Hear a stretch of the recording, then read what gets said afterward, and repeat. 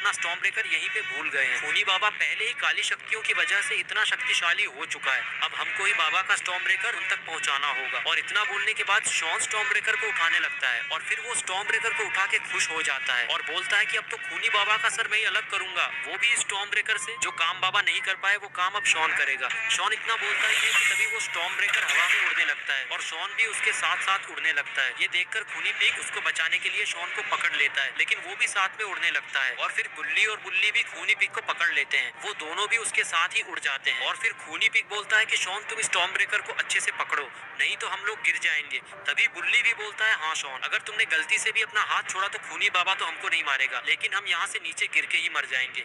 ये सुनकर शॉन बोलता है गुल्ली बुल्ली मुझे नहीं लगता कि मैं ज्यादा देर तक इसको पकड़ पाऊंगा, क्योंकि अब मेरे हाथ दर्द होने लगे हैं और उनमें पसीना भी आ रहा है और साथ ही साथ मुझे पोटी भी आ रही है, इसलिए अब मैं कुछ नहीं कर सकता। अगर मेरा हाथ छूटा तो इसमें मेरी कोई गलती नहीं होगी।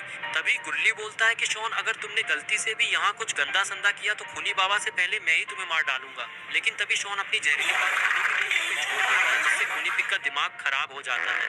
और फिर क्या था, खूनी पिग को गुस्सा आ गया और उसने भी जहरीली बात बुल्ली बुल्ली के मुंह पे छोड़ दी। और ये बात इतनी जहरीली थी कि बुल्ली सह नहीं पाता, जिसके कारण उसका हाथ छूट जाता है और वो दोनों नीचे गिर जाते हैं। बुल्ली बुल्ली को गिरता हुआ देखकर खूनी पिग शॉन से बोलता है कि शॉन देखो तुम्हारी वजह से गुल्ली और बुल्ली नीचे गिर गए। तभी शॉन बोलता है इसमें मेरी कोई गलती नहीं है खूनी पिग, मैंने तुम लोगों को पहले ही बता दिया था, तो तुम लोगों को रेडी रहना चाहिए था, इसलिए जो भी हुआ है उसमें गुल्ली और बुल्ली की ही गलती है, तो मुझे सुनाना बंद करो।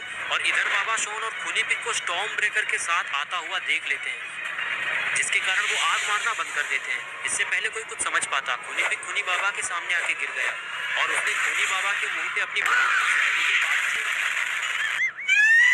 और ये दूसरी बार है कि खूनी पिग ने खूनी बाबा को अपनी जहरीली बात का स्वाद चखा दिया, जिसके कारण खूनी बाबा का दिमाग खराब हो जाता है और वो एक जोरदार की खूनी पिग को मारता है, जिसके कारण खूनी पिग सीधा जाके शॉन के ऊपर गिरता है।